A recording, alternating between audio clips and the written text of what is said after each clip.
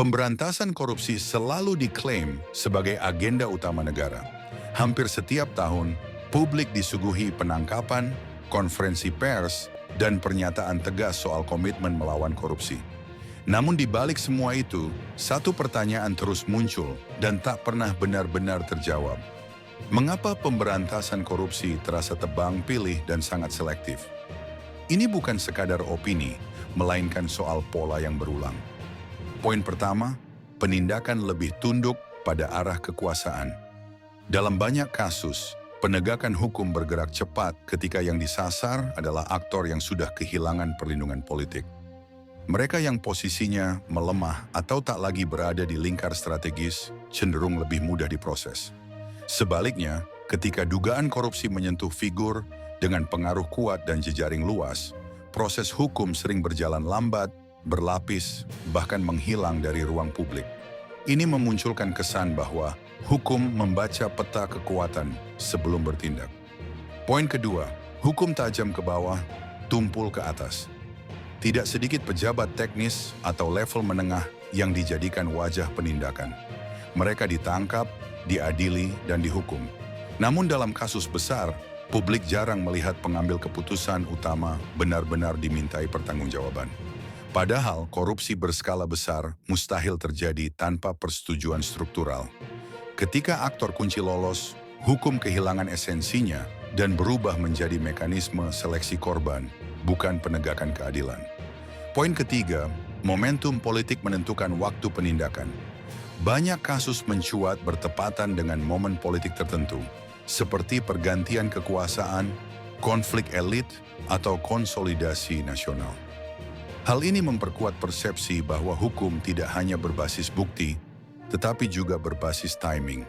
Akibatnya, pemberantasan korupsi tampak lebih sebagai instrumen pengelolaan stabilitas politik daripada agenda penegakan hukum yang konsisten dari hulu ke hilir. Poin keempat, prosedur dijadikan tameng, bukan jalan keadilan.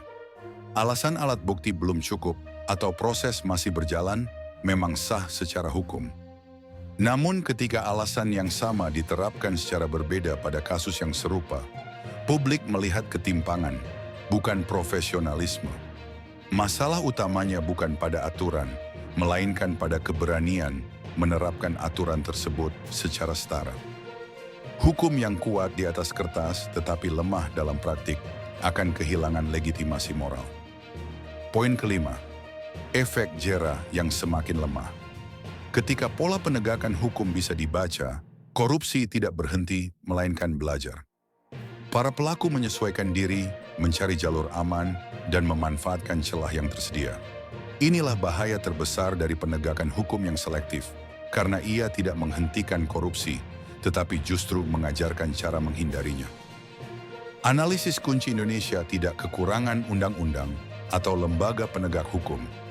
Yang menjadi persoalan adalah keberanian menegakkan hukum tanpa mempertimbangkan peta kekuatan dan kepentingan.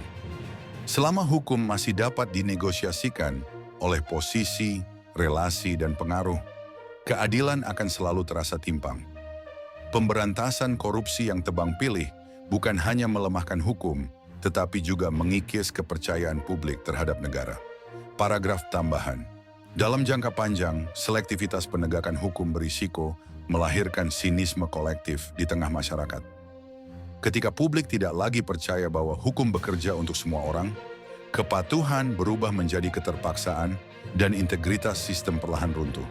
Negara yang kehilangan kepercayaan publik pada keadilan hukumnya sesungguhnya sedang membangun fondasi rapuh bagi masa depannya sendiri. Penutup korupsi tidak akan pernah benar-benar diberantas dengan penindakan yang selektif.